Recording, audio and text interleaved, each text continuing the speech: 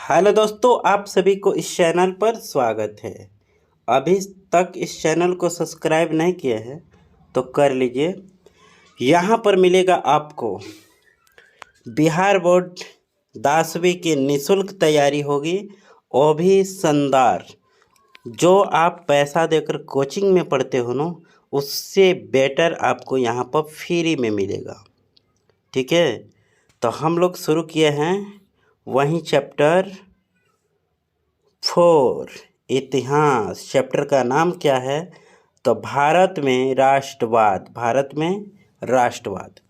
यहाँ पर तो लिखा गया है अति लघुतरीय। ठीक है, एक होता है लघुतरीय, एक होता है अति लघुतरीय। ठीक है, तो आइए इस वीडियो को शुरू से अंत तक देखना है। तो पहला प्रश्न आपके स्क्रीन पर दिख रहा होगा। प्रश्न कहता है, खिलाफत आंदोलन क्यों हुआ? खिलाफत आंदोलन क्यों हुआ? ठीक है, इसको कैसे छोटा किया जाए? चलिए इसको साइड में रखते हैं यहीं पर। उत्तर लिखोगे, तुर्की के खलीफा को ब्रिटिश द्वारा सत्ता से हटा देना भारत के मुसलमानों को पसंद नहीं आया और इस नीति के खिलाफ एक आंदोलन शुरू कर दिए। कौन शुरू कर दिए? भारत के मुस्लिम, जिसे खिलाफत आंदोलन कहा जाता है। जिसे क्या कहा जाता है? खिलाफत आंदोलन। पहला का आंसर हो गया। दूसरा क्वेश्चन क्या कहता है? दूसरा देखो, दूसरा प्रश्न कहता है, रॉलेट एक्ट से आप क्या समझते हो? तो उत्तर बताओगे, 1919 में एक ऐसा नियम बनाया गया जिसमें किसी भी भारतीय को बिना अदालत में मुकदमा चलाए जेल में बंद किया जा सकता था। इसे ही रॉलेट एक्ट या काला कानून या काला विधेयक भी कहते हैं। काला विधेयक भी कहते हैं। ठीक है, तो इसे आप यहाँ पर स्क्रीनशॉट मारकर इसको, ठीक है। चलिए अगला प्रश्न को देखते हैं। तीसरा प्रश्न क्या कहता है? दांडी यात्रा का क्या उद्देश्य था? तो उत्तर लिखना बच्चा लोग। दांडी यात्रा का उद्देश्य था कि समुद्र के जल से नमक बनाकर सरकार द्वारा बनाए गए कानून की अवज्ञा करना, यानी उल्लंघन करना, नहीं मानना। जो मर्जी यहाँ पर तुम जोड़ सकते हो, अवज्ञा करना या उल्लंघन करना। ठीक है, अवज्ञा की जगह पर आप कुछ भी लिख सकते हो। आइए अगला प्रश्न को देखते हैं। चौथा नंबर प्रश्न, गांधी इरविन पैक्ट अथवा दिल्ली समझौता क्या था? उत्तर लिखोगे, सविनय अवज्ञा आंदोलन से बाध्य होकर सरकार को समझौता का रुख करना पड़ा, जिसे गांधी इरविन पैक्ट कहते हैं। यह समझौता 5 मार्च 1931 को गांधी और इरविन के बीच संपन्न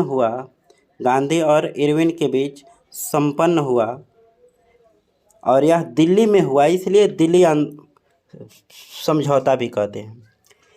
लिखेंगे यहाँ पर, यह समझौता 5 मार्च 1931 को दिल्ली में गांधी और इरविन के बीच संपन्न हुआ, इसलिए इसे दिल्ली समझौता भी कहते हैं। जोड़ लेंगे। पहले तो इतना याद करो, उसके बाद फिर मैं बताऊंगा किसको कैसे लिखना है। बच्चा लोग अभी इस चैनलवा से जुड़े रहना है, ठीक है। ज़्यादा होशियारी नहीं, मैं सभी बताऊंगा परीक्षा में कैसे लिखना है। एक क्वेश्चन इतना शानदार तरीका से। चलो आ जाओ, 5वां नंबर प्रश्न को पढ़ते हैं। 5वां नंबर प्रश्न कहता है, चंपारण सत्याग्रह अथवा दूसरा टाइप के क्वेश्चन, बिहार के किसान आंदोलन पर एक टिप्पणी लिखे। तो इसका आंसर देखो कितना शानदार आपको मिलेगा। ये दोनों अलग अलग चैप्टर से अलग अलग क्वेश्चन हैं, मैंने दोनों को एक जगह कंबाइंड कर दिया।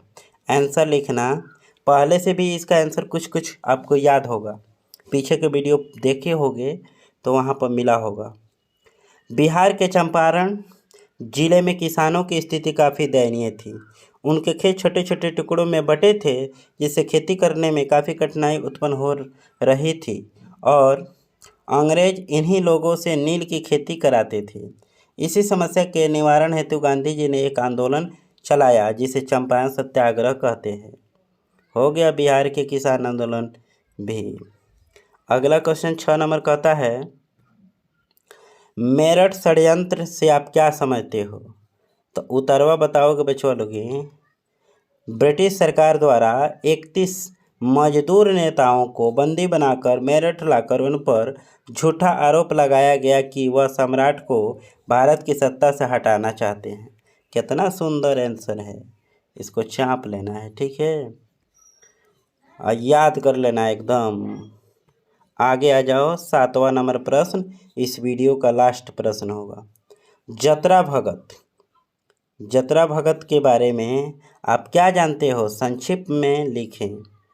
तो लिखना, जतरा भगत खोड़ विद्रोह के नेता थे। यह विद्रोह अहिंसक था। इस विद्रोह या आंदोलन में सामाजिक शैक्षणिक सुधार पर विशेष बल दिया गया। इस आंदोलन का उद्देश्य क्या था? तो इस आंदोलन का उद्देश्य था सामाजिक और शैक्षणिक सुधार पर विशेष बल दिया जाए। इस प्रकार यह वीडियो समाप्त होता है। फिर मिलेंगे अगले वीडियो में, लेसन आगे वाला।